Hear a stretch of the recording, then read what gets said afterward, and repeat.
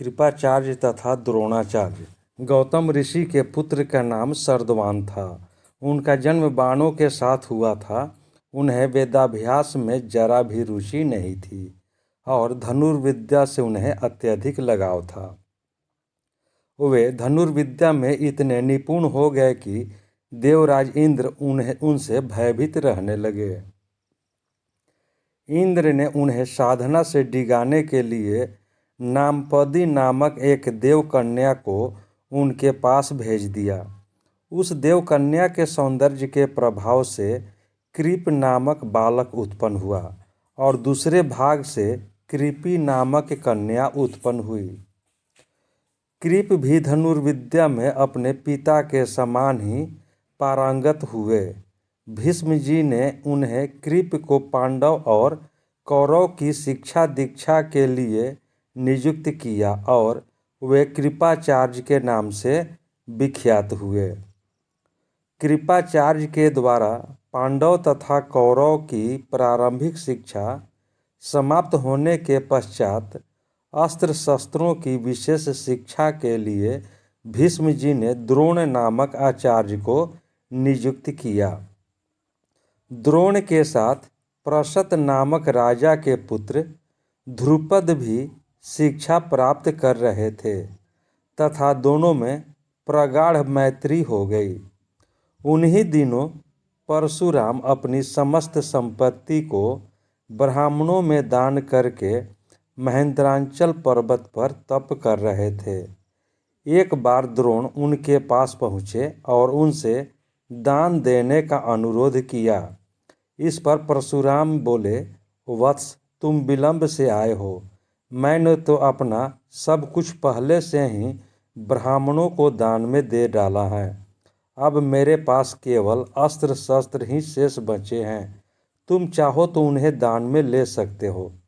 द्रोण यही तो चाहते थे, अतः उन्होंने कहा, हे गुरुदेव, आपके अस्त्र शस्त्र प्राप्त करके मुझे अत्यधिक प्रसन्नता होगी, किंतु आपको मुझे इन अस्त्र शस्त्रों की शिक्षा दीक्षा देनी होगी तथा विधि विधान भी बताना होगा।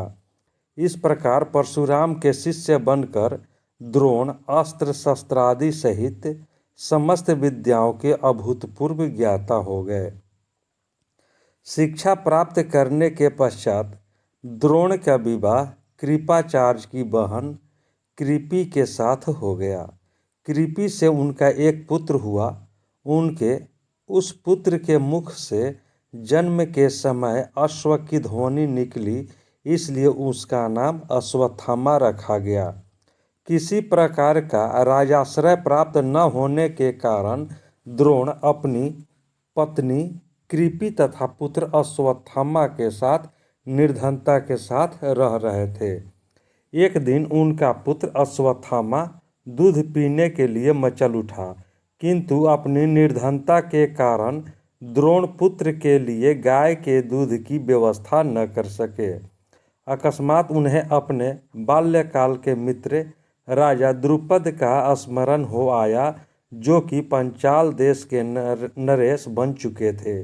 द्रोण ने द्रुपद के पास जाकर कहा, मित्र, मैं तुम्हारा सहपाठी रह चुका हूँ। मुझे दूध के लिए एक गाय की आवश्यकता है और तुमसे सहायता प्राप्त करने की अभिलाषा लेकर मैं तुम्हारे पास आया हूँ।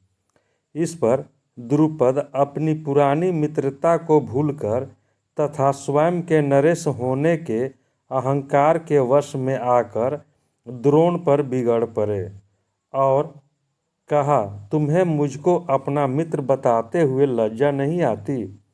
मित्रता केवल समान वर्ग के लोगों में होती हैं, तुम जैसे निर्धन और मुझ जैसे राजा में नहीं।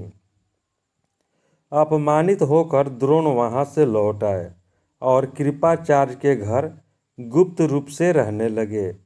एक दिन युधिष्ठिर आदि राजकुमार जब गेंद खेल रहे थे तो उनकी गेंद एक कुएं में जा गिरी। उधर से गुजरते हुए द्रोण से राजकुमारों ने गेंद को कुएं से निकालने के लिए सहायता मांगी। द्रोण ने कहा, यदि तुम लोग मेरे तथा मेरे परिवार के लिए भोजन का प्रबंध करो तो मैं तुम्हारा गेंद निकाल दूंगा। युधिष्ठिर बोले, देव, यदि हमारे पितामह की अनुमति होगी तो आप सदा के लिए भोजन पा सकेंगे। द्रोणाचार्य ने तत्काल एक मुट्ठी सींक लेकर उसे मंत्र से अभिमंत्रित किया और एक सींक से गेंद को छेदा।